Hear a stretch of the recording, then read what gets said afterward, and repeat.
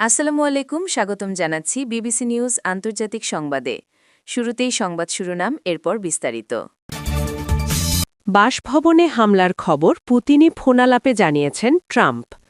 নেতানিয়াহুর chief of স্টাফের cellphone hack. প্রশান্ত মহাসাগরে নৌযানে মার্কিন হামলায় নিহত 2। তাইওয়ান ঘিরে চীনের সামরিক মহড়া, বন্দর অবরোধের অনুশীলন।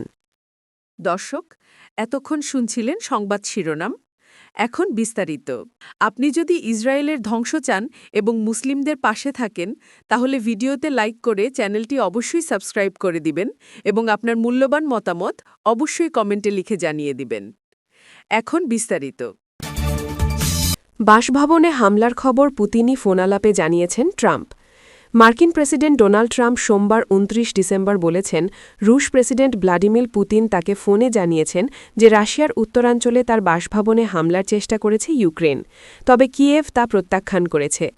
হামলার অভিযোগ শান্তি প্রতিষ্ঠাকে প্রভাবিত করতে পারে কিনা সাংবাদিকদের এমন প্রশ্নের জবাবে ট্রাম্প বলেছেন, আমার এটা ভালো লাগেনি, এটা একেবারেই ভালো হয়নি।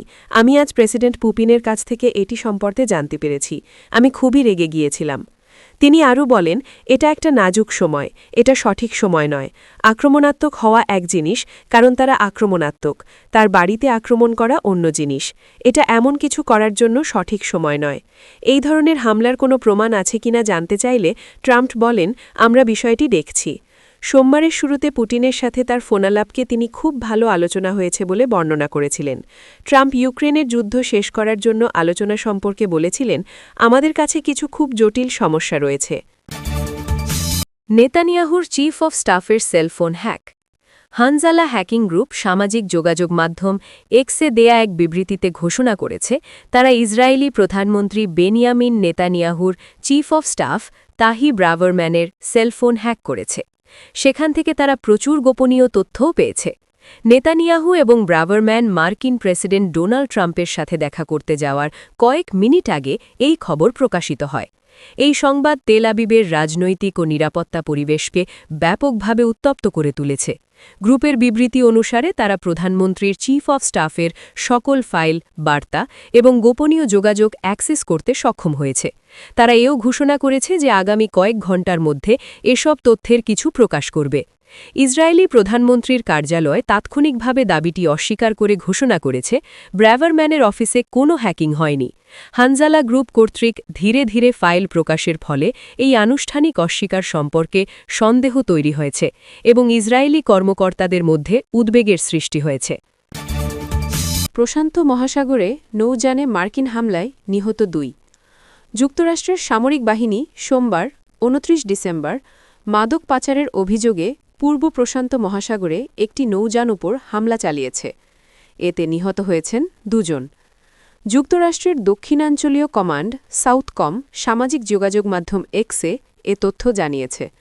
সাউথকম জানিয়েছে, মার্কিন প্রতিরক্ষা মন্ত্রী পিট হেগসেথের নির্দেশে সোমবার আন্তর্জাতিক পানিসীমায় joint task force southern spear অভিযানের অংশ হিসেবে একটি নৌযানের ওপর হামলা চালানো হয়েছে।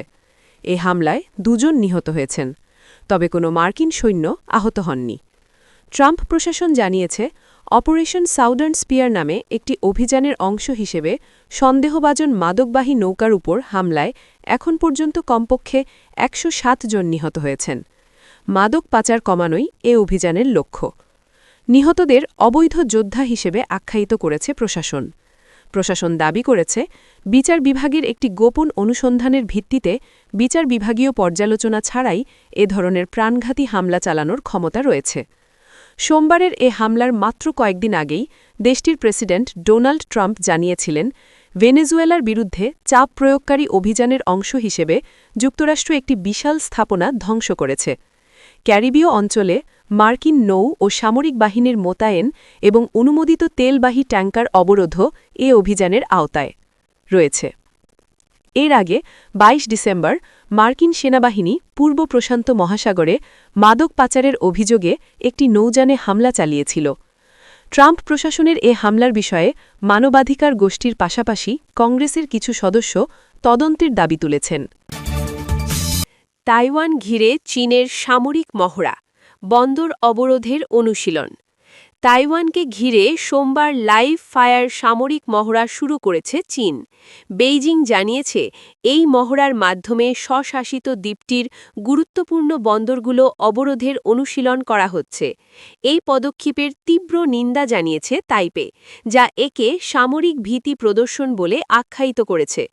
চীন তাইওয়ানকে তার সার্বভৌম ভূখণ্ডের অংশ বলে দাবি করে এবং দ্বীপটির দখল নিতে সামরিক শক্তি ব্যবহারের সম্ভাবনা নাকচ করেনি। সর্বশেষ এই শক্তি প্রদর্শন এমন এক সময়ে এলো যখন যুক্তরাষ্ট্র তাইওয়ানের প্রধান নিরাপত্তা সহযোগী তাইপেকে বিপুল পরিমাণ অস্ত্র বিক্রি করেছে। সোমবার বেইজিং সতর্ক করে বলেছে, তাইপেকে বহিরাগত শক্তির অস্ত্র সরবরাহ তাইওয়ান প্রণালীকে আসন্ন যুদ্ধের বিপজ্জনক পরিস্থিতির দিকে ঠেলে দেবে, তবে কোনো দেশের নাম উল্লেখ করা হয়নি। পররাষ্ট্র মন্ত্রণালয়ের মুখপাত্র লিন জিয়ান বলেন, চীনের সাথে তাইওয়ানের পুনঃ একত্রীকরণ ঠেকানোর যে কোনো প্রচেষ্টা ব্যর্থ হতে বাধ্য। এএফপির প্রতিবেদকরা চীনের পিংতান দ্বীপে, যা তাইওয়ানের মূল দ্বীপের সবচেয়ে কাছের চীনা ভূখণ্ড, আকাশে দুটি যুদ্ধবিমান উড়তে এবং দূরে একটি চীনা সামরিক জাহাজ দেখতে পান। পর্যটন কেন্দ্রটিতে ঘুরতে আসা দর্শনার্থীরা ছবি তুলতে ব্যস্ত থাকলেও মহড়ার বিষয়ে তারা আগে কিছুই জানতেন না বলে জানান। ইনার মঙ্গোলিয়া থেকে আসা গুয়ো পদবীধারী এক পর্যটক বলেন, তার মতে একত্রীকরণ নিশ্চিতভাবেই হবে, এটা শুধু সময়ের ব্যাপার। চীন জানায়, সোমবার ভোরে তারা তাইওয়ানের উত্তর ও দক্ষিণ পশ্চিম উপকূলীয় পানিসীমায় সামুদ্রিক লক্ষ্যবস্তুর ওপর লাইভ ফায়ার প্রশিক্ষণ শুরু করেছে। এই বড় পরিসরের মহড়ায় ডেস্ট্রয়ার, ফ্রিগেট, যুদ্ধবিমান, বোমারু বিমান ও ড্রোন অংশ নিচ্ছে। সামরিক মুখপাত্র শিই বলেন, জাস্টিস মিশন 2025 নামে কোডকৃত এই মহড়ায় স্থলবাহিনী, নৌবাহিনী, বিমান বাহিনী ও রকেট ফোর্সের সদস্যরা অংশ নিচ্ছেন।